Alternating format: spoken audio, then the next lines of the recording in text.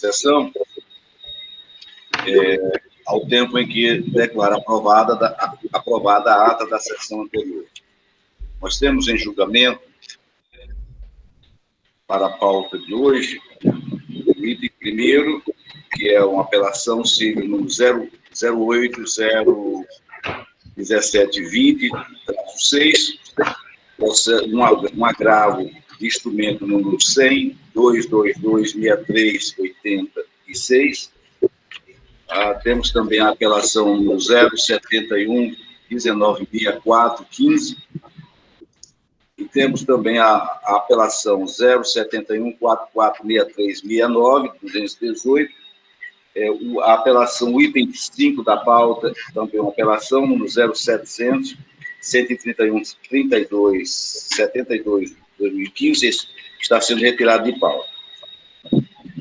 Ok, senhor? Então, como disse, havendo quórum, o presidente Feixo Douto, representante do Ministério Público, já declara aberta a presente sessão, cumprimentando a corte, na pessoa do nosso decano, desembargador Samuel Evangelista, que está presente. É isso, desembargador Samuel? Estou presente, às ordens, excelência. Estendendo os cumprimentos aos eminentes desembargadores Roberto Barros, Alberto, desembargadora Regina, doutor Cosmo Lima, doutor Isaú, cumprimentando também o doutor Luciano Oliveira e os senhores servidores. Eu já chamo a julgamento, o item primeiro da pauta, no qual haverá sustentação esta que será realizada pelo doutor que irá fazer sustentação, doutor Vinícius. Doutor Luciano. Então, chamo a julgamento a apelação número 0801720-6 e a 216, da relatora da desembargador Júnior Alberto. O apelante, no caso, é o município de Rio Branco, e o apelado aqui é IP Empreendimento. Com a palavra, portanto, sua excelência, o eminente relator. Muito bom dia a todos, cumprimento... Irá participar do julgamento, desembargador Júnior, que é o relator, desembargador Samuel Evangelista, e eu. Com a palavra do doutor desembargador Júnior. Muito bom dia a todos, eu cumprimento o desembargador Djalma, presidente da segunda Câmara Civil, cumprimento os colegas desembargadores aqui presentes também, desembargador Samuel, desembargadora Regina, que é membro nato, e desembargador Roberto. Cumprimento também o procurador de justiça, os advogados presentes, servidores. Presidente, essa matéria que eu trago aqui a julgamento, que é um pedido de sustentação oral, já é uma matéria cujos julgamentos, né, já houveram vários aqui no mesmo sentido, né? E esse órgão já tem uma posição firmada, né? No sentido aí de anular de ofício a sentença, ficando prejudicada a insurgência recursal, ordenando o retorno dos autos à origem, né, para que profira novo julgamento, desta vez fundamentado e observando as particularidades do caso, né. E aí, como já é um assunto que já está sedimentado aqui nas decisões, aqui na jurisprudência desse órgão colegiado, eu indagaria aí ao advogado, né, doutor Luciano, né, se insiste em fazer a sustentação oral, porque se insistir a gente ele faz a sustentação e expõe meus votos, né. Doutor Luciano. Bom dia. Se for aplicado o entendimento, eu dispenso a sustentação oral.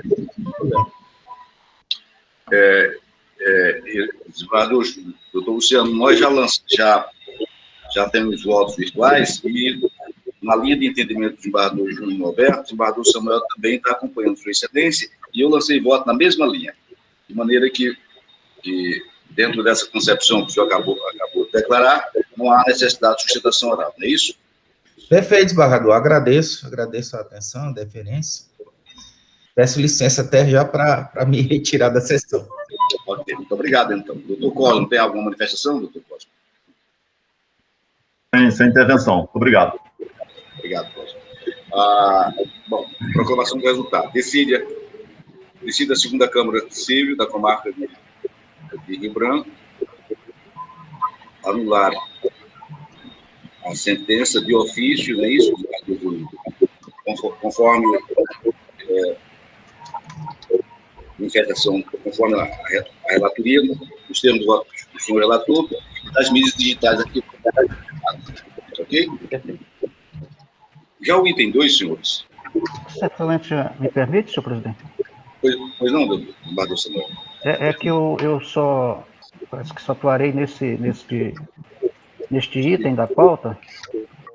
Aí se me permite, eu gostaria somente de cumprimentar Vossa Excelência, cumprimentar os colegas desembargadores Roberto Barros, nosso vice-presidente, desembargadora Regina, desembargador Júnior, procurador Cosmo, cumprimentar os advogados presentes. Me desculpar que eu não os saudei no início, porque eu estava numa tratativa aqui, uma demanda do CNJ aqui para o tribunal, que envolve o GMS.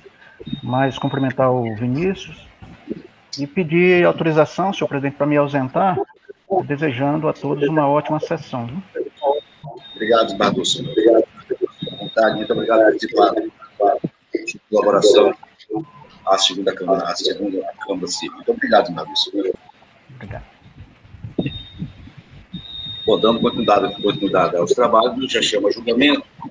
O item 2 da pauta, ou seja, o agravo do instrumento número 100, 22, dia 386, em que é agravante aqui Gilvana da Costa Paiva, relatora desembargadora Regina Ferrari, o agravado delegado-geral do Polícia Civil do Estado do Acre. Com a palavra, portanto, Sua Excelência. Nesse processo, desembargadora Regina, bom dia, Regina. Haverá sustentação oral que será realizada pelo doutor Isaú da Costa. Com a palavra, desembargadora Regina. Acho que era a minha relatoria, presidente. Aliás, desculpa, Regina. Na realidade, o relatoria desembargador Roberto Barros. Obrigado, Roberto. Com a palavra, Sua Excelência, relator. Presidente, eu cumprimento, e também cumprimento a desembargadora Regina, desembargador Júnior, membro plenário da Igreja Segunda Câmara Civil, cumprimento do procurador de Justiça, doutor Cosmo, também os advogados na pessoa do doutor Isaú. Presidente, para abreviar, eu estou encaminhando um voto aqui pelo provimento do agravo do instrumento, e eventualmente sendo acompanhado por Vossa Excelência pela desembargadora Regina, talvez dispensaria até a sustentação oral por parte do doutor Isaú. Doutor Isaú. Bom dia a todos.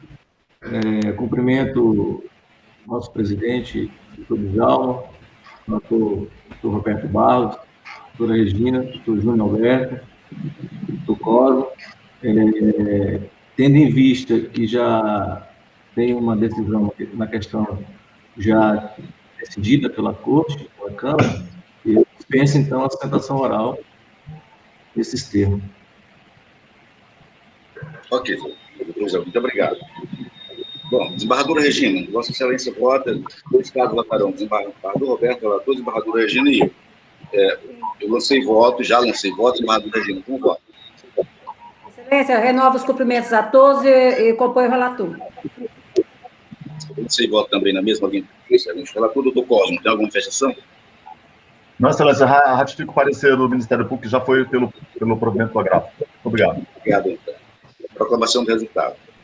Decide a segunda Câmara Civil, tá? Provimento ao agravo, da relatora do desembargador Roberto Barros, nos termos do voto do relator e das mídias digitais arquivadas.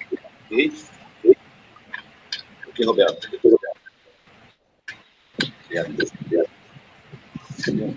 Na sequência, nós chamaremos diretamente a apelação número 071-1964, traço 15/2018, desta feita, da relatoria da desembargadora Regina, o apelante, no caso, é ACN, representado por sua mãe, tal. E o apelado é MDAP, desembargadora Regina. Uma palavra, Vossa Excelência. Nesse caso, haverá sustentação oral pela doutora Vanessa Queiroz. Uma palavra, desembargadora Regina. Excelência, a nobre advogada dispensa o relatório ou gostaria de ouvir o relatório? Doutora Vanessa. Bom dia a todos. Cumprimento a sessão em nome da desembargadora relator e vice-presidente. A senhora pode prosseguir, Excelência, para a leitura, por favor. Então, eu procedo à leitura do relatório.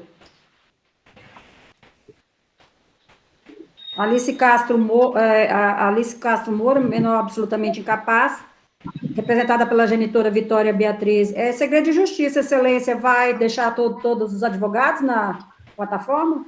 Não, vamos deixar só as partes. Eu acho que é em segredo, né? A secretaria confirma se é em segredo esse processo? Isso, tem segredo de justiça.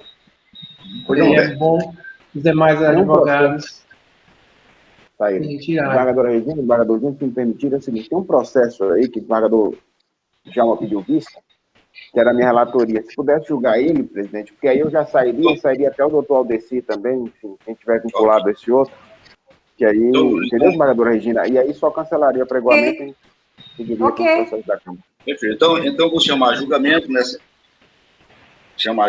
a apelação no 071 4463 69 218 da relatora desembargador Roberto Barro, apelando por caso do Centro Educacional Espaço Infantil e apelado fora das Cortinas Limitada. Essa é uma continuação de julgamento. O relator original desse processo é o desembargador Roberto Barro, e a desembargadora Regina, me parece que votou divergente do desembargador Roberto Barro. Não é isso, Roberto? Presidente, eu acho que nós estamos... Eu não fui divergente, eu acompanhei, foi só um detalhe, né, que eu acresci. Eu estou lançando o voto, Roberto, acompanhando a relatoria, tá certo? Acompanhando, portanto, o desembargador Roberto Barro. Então, a desembargadora Regina, ela está acompanhando com uma observação apenas, é isso, desembargadora Regina? Só no que diz a sucumbibilidade, né, que, no caso, não estou dando a sucumbência das custas para a pessoa que interpôs o recurso, já que o próprio objeto se trata da discutir a gratuidade, na linha do precedente do STJ. Eu só fazer uma ponderação, presidente, sobre essa situação, que eu estudei os precedentes concedidos compartilhados pela desembargadora Regina. Inclusive, meus votos já têm acolhido essa tese que a desembargadora Regina colocou. O que é que acontecia com a justiça gratuita? Lá atrás, antes do CPC de 2015, quando o objeto do recurso era justiça gratuita, o STJ, mesmo o objeto do recurso sendo justiça gratuita, então, imagina uma situação em que a parte vem discutindo a justiça gratuita desde a origem, chega lá no STJ. Aí, chegando no STJ, no caso lá que a desembargadora Regina citou, a matéria foi até embargo de divergência. Quando chegou no embargo de divergência, o ministro disse o seguinte, tem que recolher o preparo do embargo de divergência. E aí a parte se insurgiu dizendo, como é que eu vou recolher o preparo do embargo de divergência se eu estou discutindo justiça gratuita? E aí a matéria foi à Corte Especial, e aí o ministro, me parece que é o ministro Raul Araújo, disse que nessas hipóteses em que se discute só justiça gratuita, o caso seria de se analisar a questão junto com o mérito. E aí, desembargadora Regina, de certa forma é o que eu tenho procurado fazer. Eu tenho dado a justiça gratuita provisória para a parte que recorre, para levar o assunto ao colegiado. Se o colegiado aprecia o mérito e julga improvido o recurso, ou seja, diz assim, a parte não tem direito realmente à justiça gratuita, aí ela fica condenada a pagar as custas na origem e o preparo do recurso. Então, eu andei mudando as minhas linhas de voto para fazer esse ajuste. Eu posso até olhar mais fino nesse caso, se está realmente nesse sentido, mas me parece que é isso. Porque, senão, eu não traria o assunto ao colegiado antes da parte recolher o preparo, entendeu? Não teria como a matéria chegar ao colegiado. Porque ou ela recolhia o preparo, ou eu não traria a matéria para o colegiado. Então, é por isso que eu trago, eu dou a justiça gratuita provisória. E por que eu dou provisória e não dou a definitiva? Porque se eu der a justiça gratuita definitiva para o preparo do recurso, pode gerar uma decisão contraditória. Explico. Imagine, nesse caso concreto, a parte diz que não tem dinheiro para pagar as custas iniciais, e é um valor significativo. Tá? E a gente diz que ela tem dinheiro, sim, para pagar, ela tem condição financeira para pagar as custas iniciais. Mas, ainda assim, eu digo que ela tem condição de pagar as custas iniciais, mas dispenso ela do preparo da apelação, né? Eu acho que é uma incompatibilidade, é por isso que a gente eu dou a justiça gratuita provisória. E, no meu entender, está absolutamente afinada com a decisão do STJ. E vou dizer um caso mais comum que acontece. Presidente, aqui não é o caso, não sei se isso aqui é o agravo ou se é o caso de... Isso aqui é agravo ou não, né? Eu estou com apelação. Mas é muito comum acontecer no agravo. O que acontece no agravo? A parte entra com a ação, pede justiça gratuita, o juiz analisa o caso, e às vezes ele decide de plano ou ele concede aquele prazo para comprovar. Tá, ok. Então, sei que é concedendo o prazo ou não, o juiz analisou e disse, não, eu vou indeferir a justiça gratuita. Aí a parte agrava, desembargador Djalma. Só que na hora que ele agrava, doutor Cosmo, ele teria que pagar o preparo para o agravo, R$300. E às vezes as custas iniciais que ele está dizendo que não tem condição de pagar é 2.000, 3.000, 4.000, às vezes até o teto, a depender do tamanho do valor das custas. Aí o que acontece? Ele vem com agravo de instrumento. Então o que eu estou dizendo é o quê? Eu concedo a justiça gratuita provisória.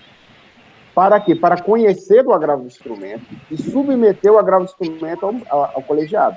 E aí, presidente, o colegiado analisa, julga o mérito do agravo de instrumento, analisando a decisão do juiz de primeiro grau. Então, se o juiz, a gente julga procedente o agravo de instrumento, então ele vai ficar dispensado de pagar as custas lá na origem, né? E, de regra, pode até se beneficiar até no preparo. Às vezes não necessariamente, porque às vezes o valor é muito alto lá nas custas iniciais, mas por preparo de R$300 ele teria condição. Então é isso que a gente tem que ter cuidado para não dar decisões automáticas. Tá? Agora, se a gente julga improcedente, improvido o recurso, aí meio que automaticamente ele vai ter que pagar o preparo também.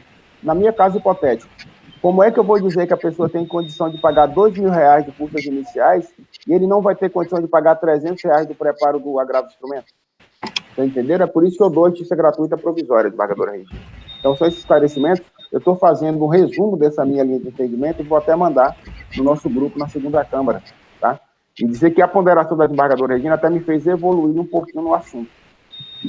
Quando o tema é único, só justiça gratuita. Agora, quando o tema é múltiplo, que a parte traz justiça gratuita com outros assuntos, aí eu entendo que o relator, previamente, tem que analisar se é o caso da justiça gratuita provisória ou não, tá, presidente? Mas eu vou mandar um resuminho, porque o assunto é bem delicado, só para dizer que, no meu entender, essa decisão nossa está em linha com a jurisprudência do STJ. Aqui, Roberto, esclarecido, desembargadora Regina, alguma interjeição, desembargadora Regina? Desembargador, com essas ponderações do desembargador Roberto Barros, eu sugiro a Vossa Excelência levar para refletir e trazer na próxima sessão, se for o caso. Não sei. Ou se o senhor quer fechar a questão hoje. Não, eu não extraí isso do embargo de divergência. Tudo bem, porque lá ele é específico, não é? A dispensa do preparo recursal, quando o objeto é o próprio...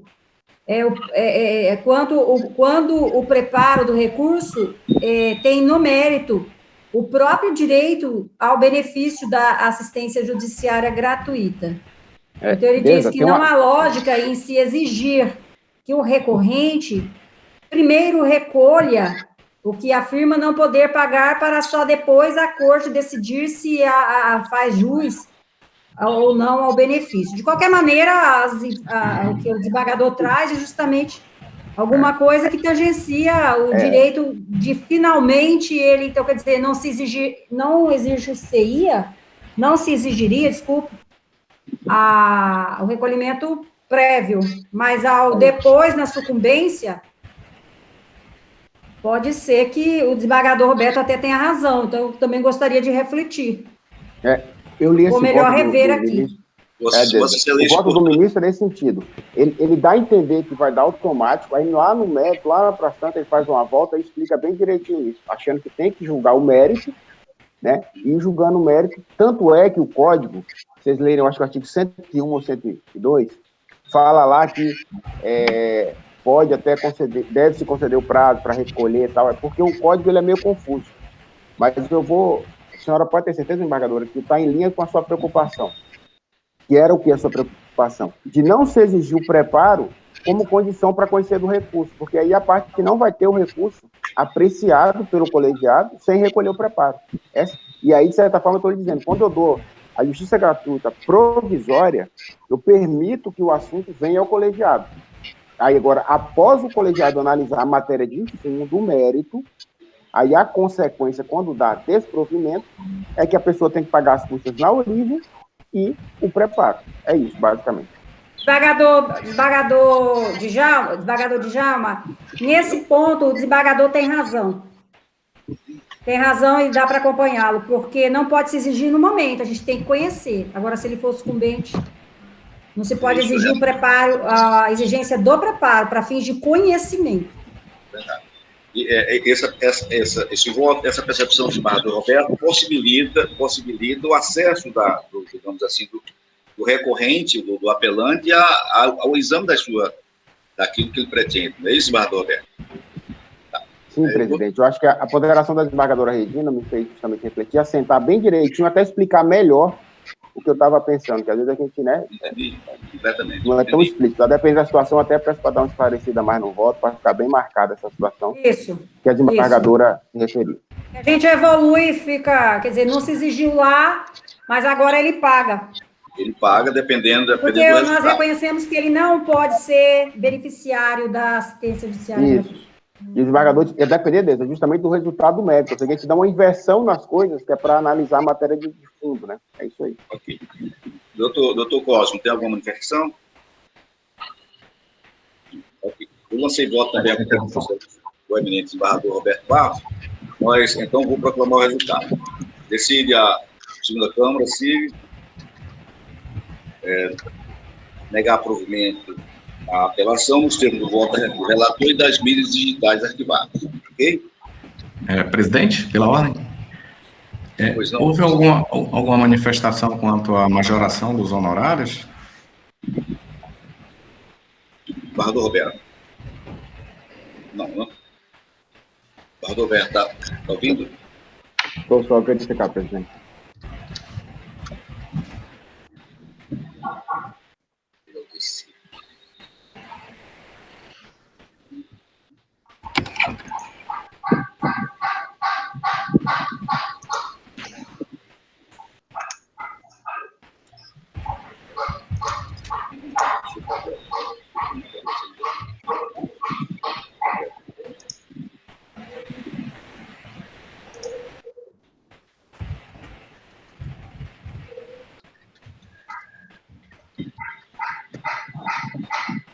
Não, presidente, eu não majorei honorários, não. Aqui, posso verificar. Qualquer coisa, o doutor embarga a declaração, eu aprecio nos embargos. Eventualmente, eu vou me estar. Ok, obrigado, desembargador.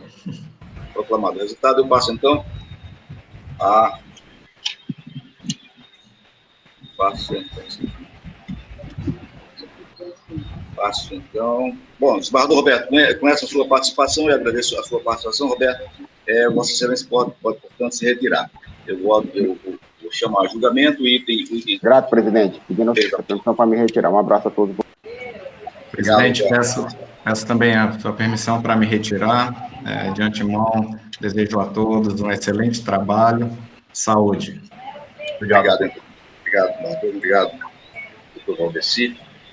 Então, agora chama julgamento, o item 3 da pauta, a apelação civil número 071-1964-15-2018, da relatora desembargadora Regina Ferrari. Esse processo corre em segredo de justiça, portanto, só podem participar as partes do Ministério Público e os desembargadores. Ok? Com a palavra, a desembargadora Regina Ferrari. Renovo os cumprimentos, excelência, senhora advogada, senhor procurador de justiça, senhores servidores, senhores desembargadores. A parte vai dispensar a leitura do relatório? Já não me lembro. Já, ela dispensa, desembargadora Regina. Doutora Vanessa, já falamos sobre isso, né? Excelência, eu pedi pela leitura. Ok. Então, por favor, obrigada. Alice Castro Moura, menor absolutamente incapaz, representada pela genitora Vitória Beatriz Moura de Mendonça, e Ítalo Castro Félix, interpuseram recursos de apelação contra a sentença do juízo de direito da terceira vara de família de Rio Branco, proferida nos autos de ação no relatório de registro civil com reconhecimento de paternidade, ajuizada por Matheus de Araújo Pinheiro, devidamente qualificado e representado.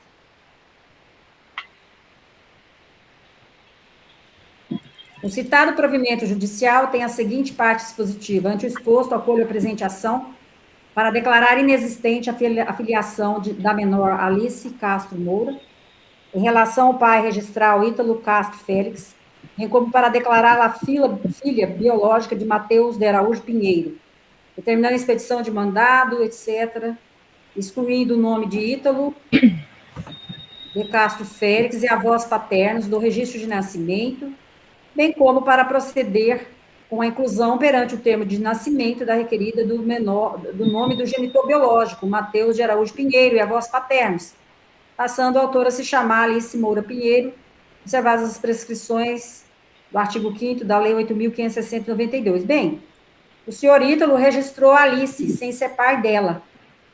Então, veio o pai biológico, posteriormente, e ajuizou a ação anulatória de registro civil. Então, fora declarada a paternidade biológica do senhor Matheus. Então, consequentemente, o juiz mandou excluir o nome do pai, que não era o pai biológico, que é o senhor Ítalo. Porém, dessa decisão, recorrem a menor, por meio de sua mãe, e o próprio pai registral. Uma coisa até um tanto diferenciada. A criança, representada pelo pai, pediu a parcial reforma da sentença, de forma que, a despeito da inclusão do nome do pai biológico e dos avós paternos, o nome do pai registral seja mantido, bem assim o nome dos avós outrora constantes do registro. Para tanto, a recorrente sustentou que, na qualidade de companheiro, o pai registral acompanhou toda a gravidez de sua mãe e que, mesmo com o rompimento da relação de companheirismo ocorrida quando ela tinha 11 meses de idade, ele continua a visitá-la periodicamente, o que traduz a existência de vínculo afetivo entre eles. O pai registral também apelou e postulou a parcial reforma da sentença. Ele quer que tudo bem, seja mantido que seja incluído, então, o nome do pai biológico, mas que seja mantido o nome também do pai registral, ou seja, a criança ficaria com 2 nomes de pais. Ele ponderou que, a despeito da inexistência do vínculo biológico, desempenha o papel próprio da figura paterna da criança, na medida em que prepara, ele serve refeições, cuida da higiene pessoal dela e acompanha em consultas médicas, o que lhe propicia passeios e outros programas de lazer. O apelado, pai biológico, apresentou petição de resposta, por meio da qual aduziu razões genéricas para a manutenção da sentença impugnada. A Procuradoria da Justiça lançou opinião escrita favorável ao provimento da pretensão recursal. A relatora converteu o julgamento em diligência, com o que determinou a elaboração de relatório psicossocial a fim de apurar a suposta existência de relação socioafetiva entre o pai registral e a criança. Os autos do recurso foram remetidos ao órgão jurisdicional de origem. Naquela unidade judiciária, 2 relatórios foram elaborados. O primeiro deles, o relatório de estudo psicológico, e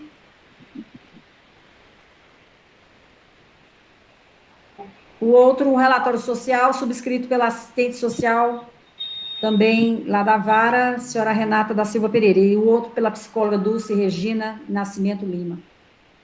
Em ambos, as citadas profissionais opinaram favoravelmente a existência da relação afetiva entre os recorrentes.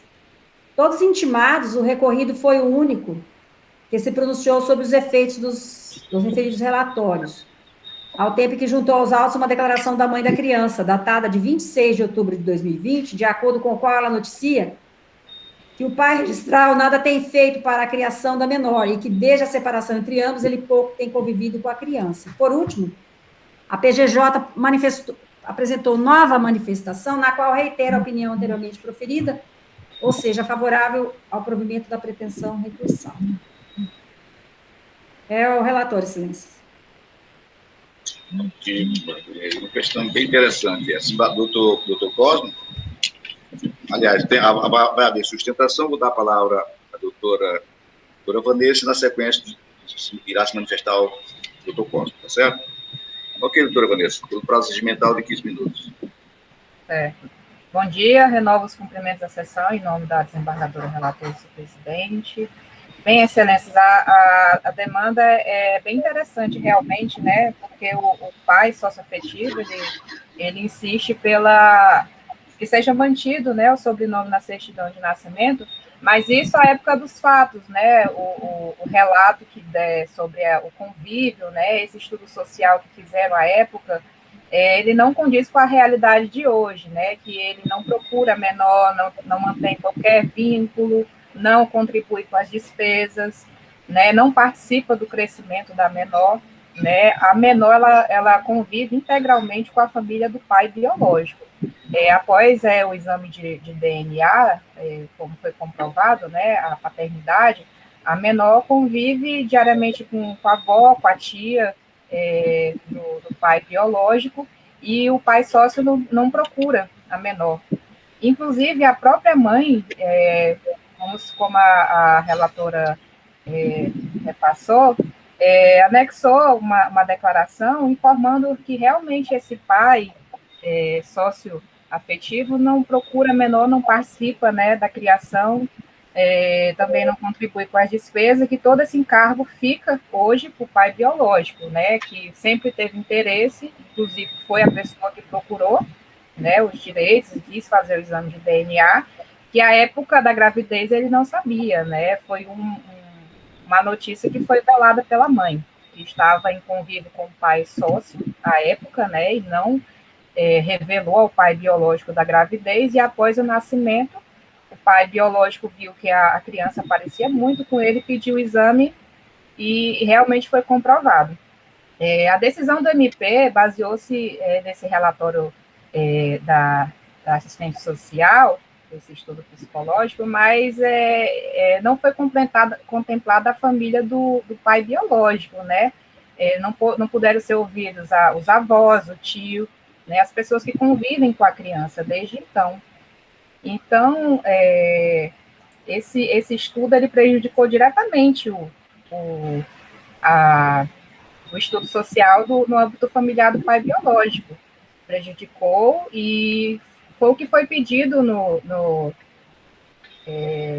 oportunidade da reforma da sentença, que fizesse um novo estudo social e que contemplasse a família do pai biológico, porque a realidade hoje é totalmente diferente.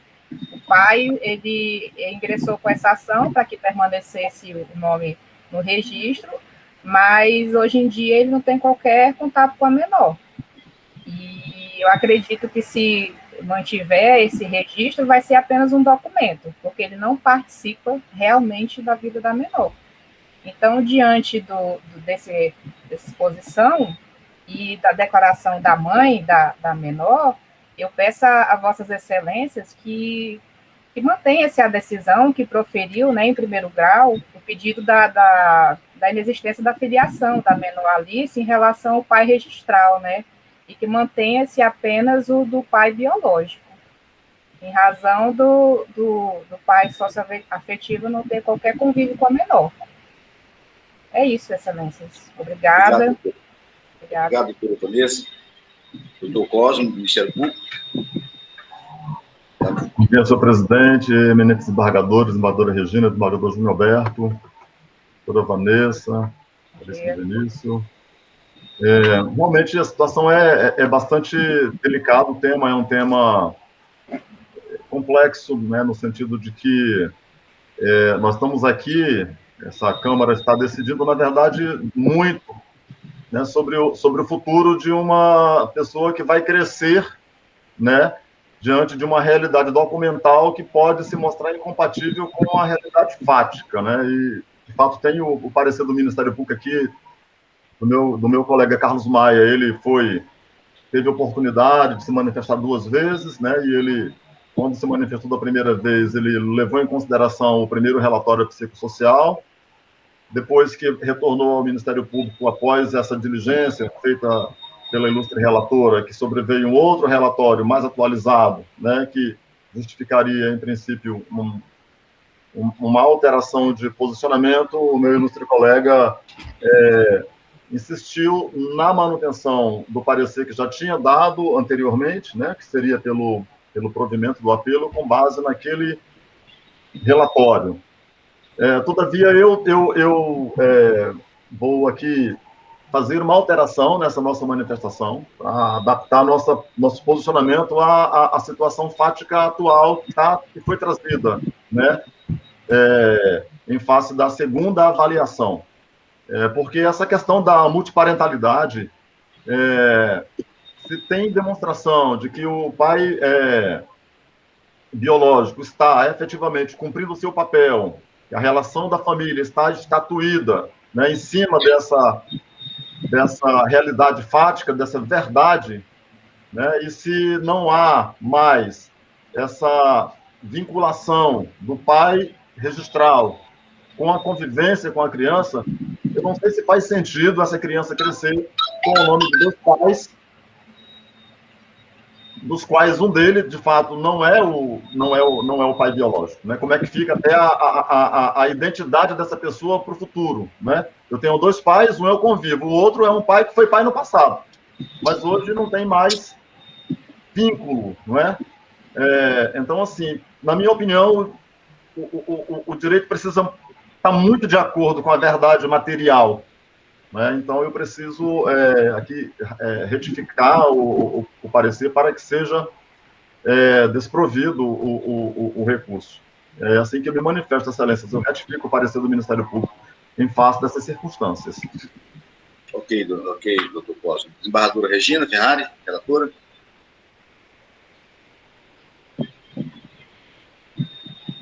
Está sem áudio, desembargadora Regina. Ok? Desembargadora Regina, está sem áudio. Excelências, obrigada, desembargador Djalma, obrigada, desembargador. Obrigada, doutor Cosmo. Vou aqui abrir o site, só um momento. Já. A questão controvertida na demanda em apreço é apenas uma. O nome do pai registral deve ou não ser mantido no registro de nascimento da criança, a despeito da inclusão do nome do pai biológico? Uma resposta positiva ou negativa para a dita questão pressupõe análise sobre o seguinte fato: existe ou não relação afetiva entre o pai registral e a criança? Não vou ler aqui todas as ponderações, as propedêuticas que norteiam o assunto, quando eu trago aqui no voto a matriz, não é? Quando sabe que a Constituição Federal contemplou diversos modelos de família, bem verdade, poderia até se manter.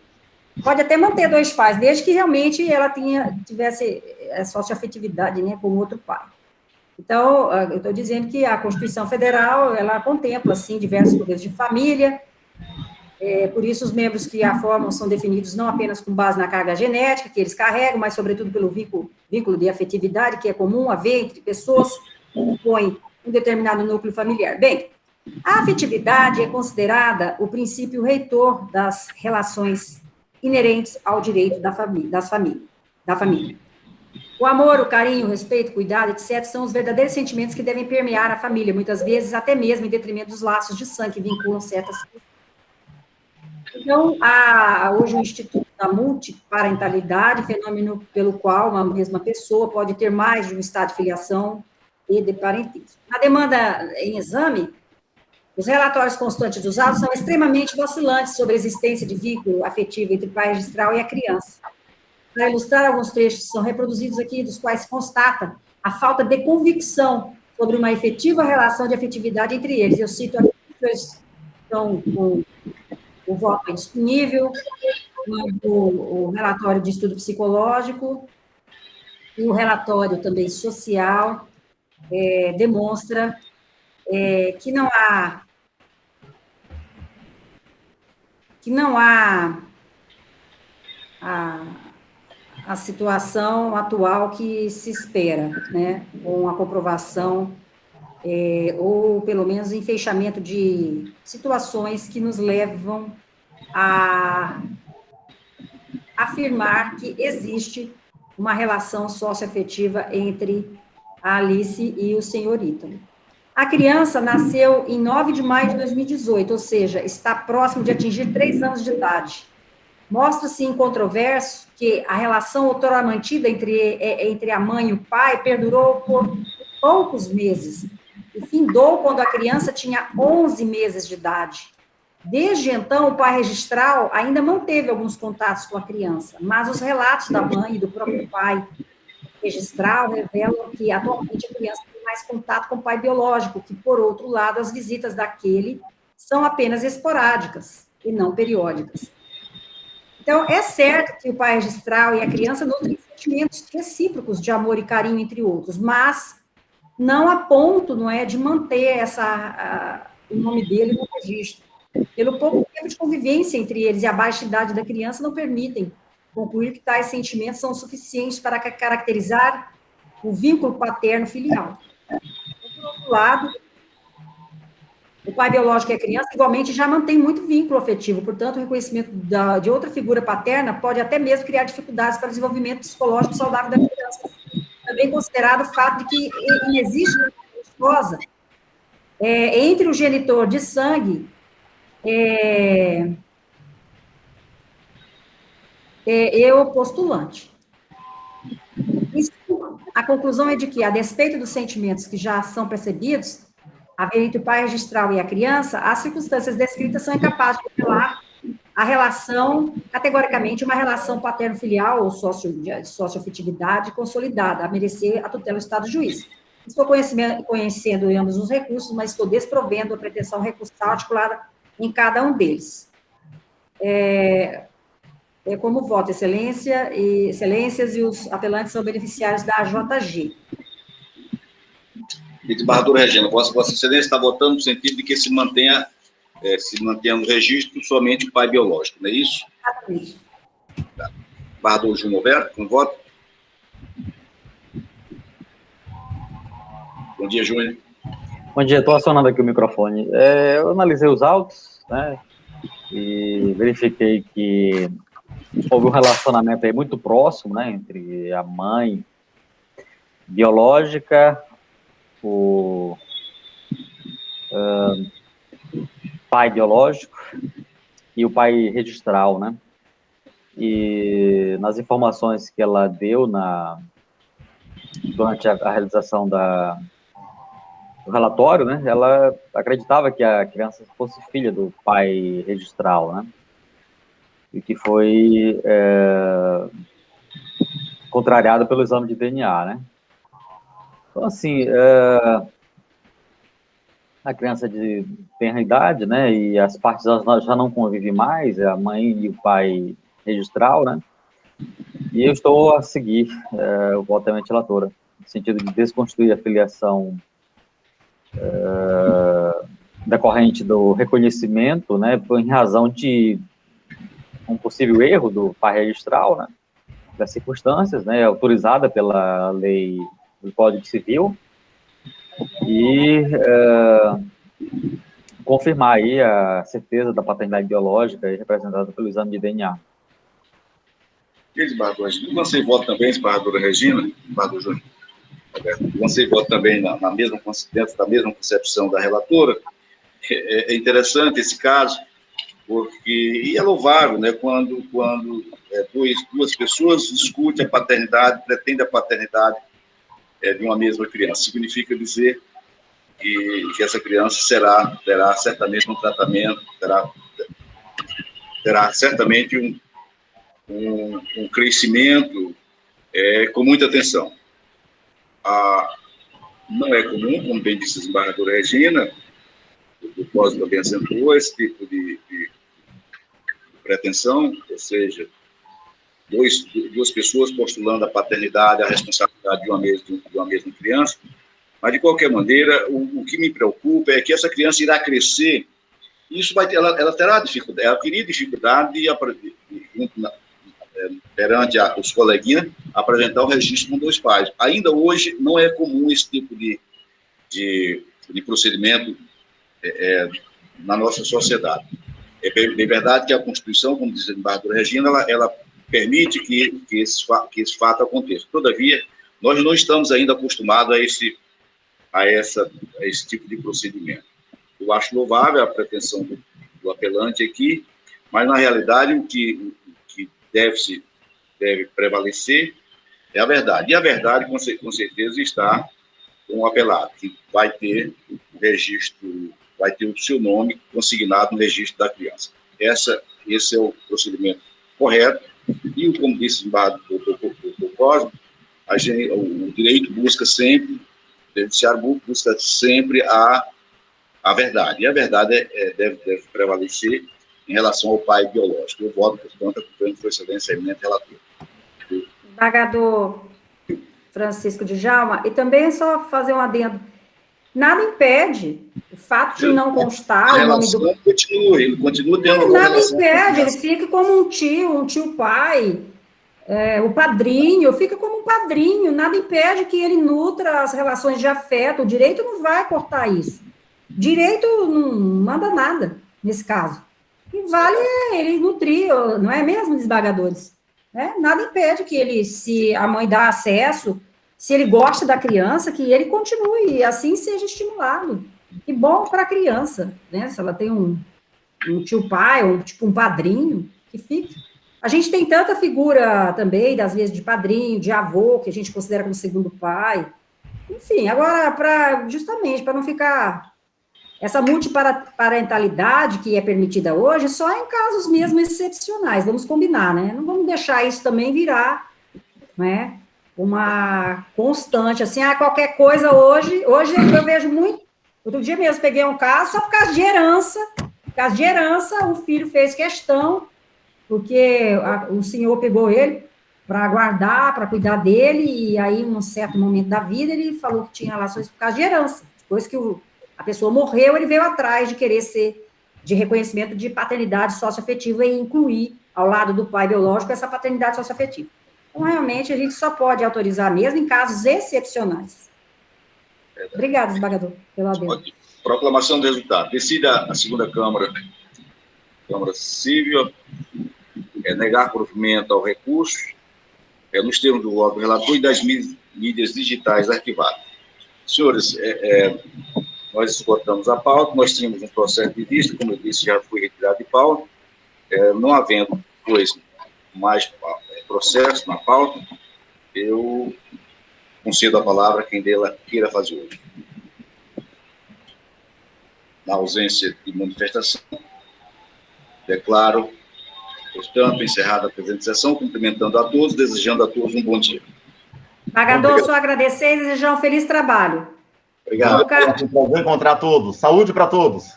Saúde, doutor Cosmo, saúde a todos. Obrigada, até mais. Tchau. Prazer revê-lo, Cláudio. Prazer revê-lo, Júnior. Doutora Regina, doutora Vanessa, muito obrigado pela participação. Bom dia, satisfação em participar da sessão. Bom dia e saúde, né, para todos nós. Amém. Bom dia. Bom dia a todos. Até mais. Tchau. Peço licença para me retirar. Excelência, a semana que vem, tudo indica que eu estarei ausente, por razão de 16 dias de férias. Eu confirmo para o senhor pelo WhatsApp depois. Obrigada. Ok, desembargador. Ok. Eu confirmarei até quinta-feira. Obrigada. Até mais. Tchau. Obrigada.